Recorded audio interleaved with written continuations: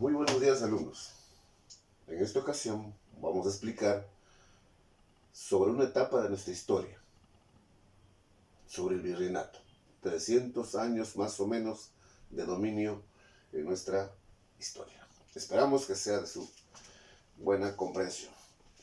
Dice que el virreinato se instaló en el Perú aproximadamente en los años, ¿de cuándo? Alguien nos pone en la mente, de 1542, ¿verdad?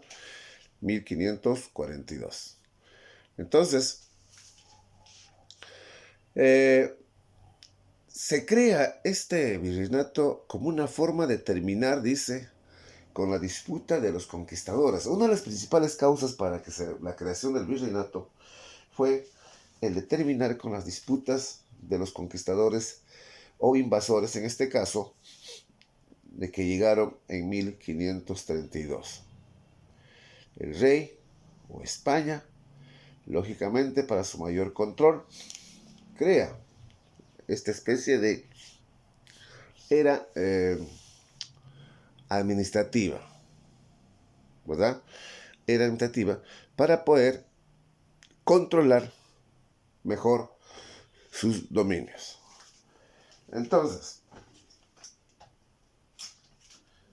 si usted ve el mapa, podemos ver que también teníamos en Sudamérica capitanías, pero el virreinato de Nueva Granada y el virreinato de Río de la Plata fueron creados justo con la misma deseo, digamos, del virreinato del Perú. Obvio que el virreinato del Perú era donde estaban los inconvenientes o los conflictos, ¿no? Porque es la tierra donde había mayor cantidad de explotación o riqueza o oro.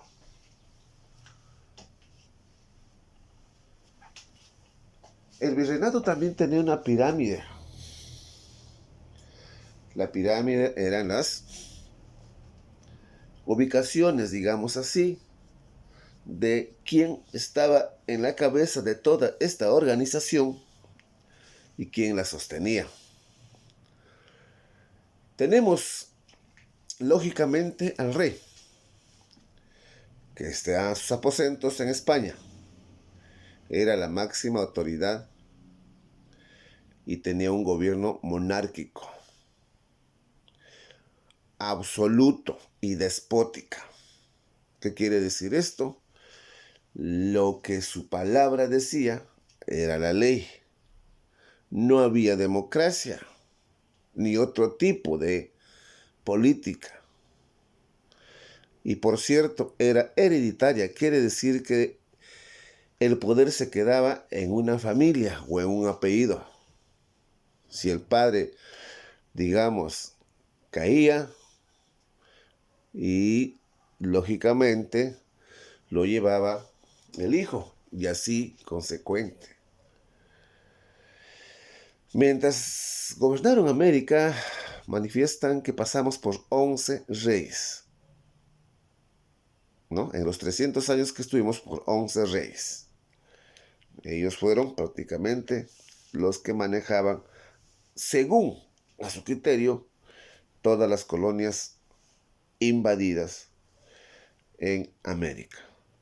Luego seguían el Consejo de Indias, pero este Consejo de Indias estaba instalado en América, que es la máxima autoridad prácticamente de todo lo que sucedía y querían que suceda en América. Ellos son los que nombraban los virreyes con una determinada ley llamado juicio de residencia.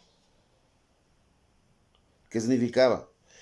Que si elegían a un peninsular para que pueda ocupar el cargo de virrey, ¿no? Ojos y oídos del rey de España, virrey, ¿no? Era traerlos a toda la familia, total.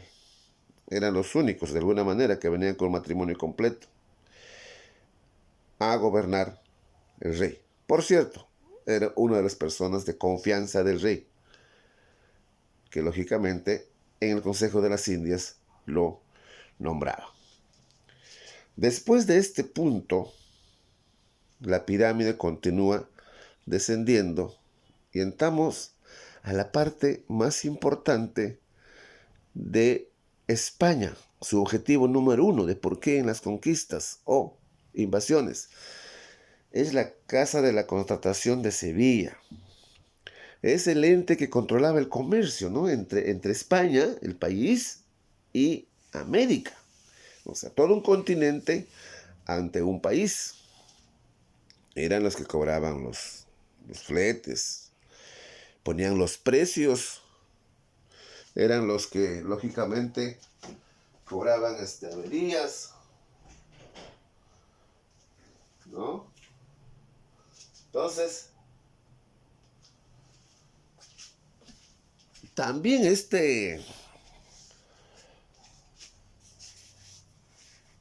casa de contratación mantenía un monopolio. El comercio solamente se realizaba entre América y España. Claro, de sus colonias conquistadas. Porque al otro lado del Atlántico, o las costas atlánticas, eran controladas por Portugal. En este caso, en la actualidad, Brasil, ¿no? Pero también en aquellas épocas habían piratas y corsarios, ¿eh? Ojo que no todos las embarcaciones o flotas que fueron de América hacia España llegaron. Manifiestan los historiadores que no, de cada 10 barcos, 7 llegaban, ¿no? Entonces había una gran piratería, digamos, en alta mar. Lógico, cuando la flota estaba veniendo desde España hacia América, no había demasiados. Pero cuando era en viceversa, sí, porque sabían muy bien que estaban cargados de riquezas. Ahora, el virrey, recién venía el virrey, en la cuarta posición, que para América era nuestra máxima autoridad, pero para el rey de España era prácticamente una de las subposiciones de España. En el Perú, en los 300 años, hemos tenido 40 virreyes. Pero ojo, todas las autoridades nombradas que estaban a servicio del rey, casi por obligación tenían que ser peninsulares.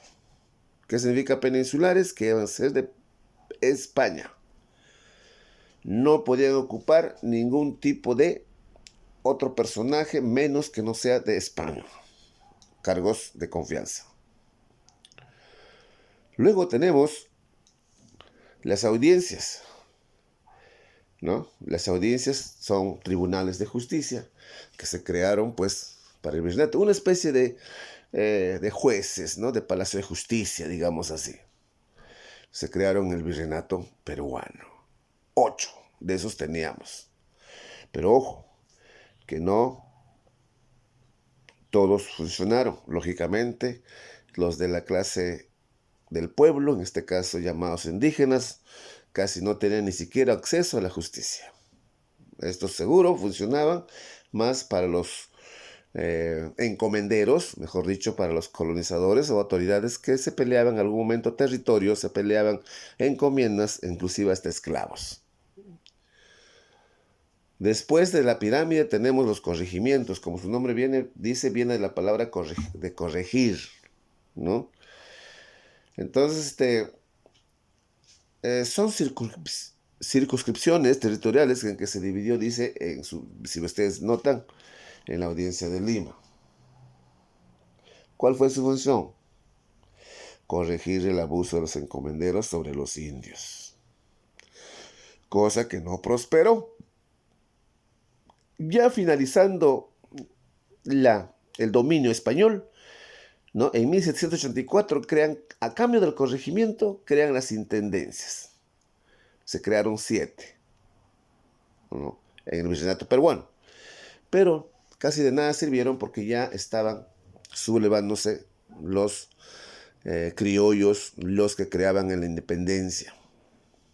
Ya no había esa injusticia que suscitaron el corregimiento. Entonces, casi de nada sirvió, pero fueron una de sus intendencias, digamos, una de sus partes de esta pirámide.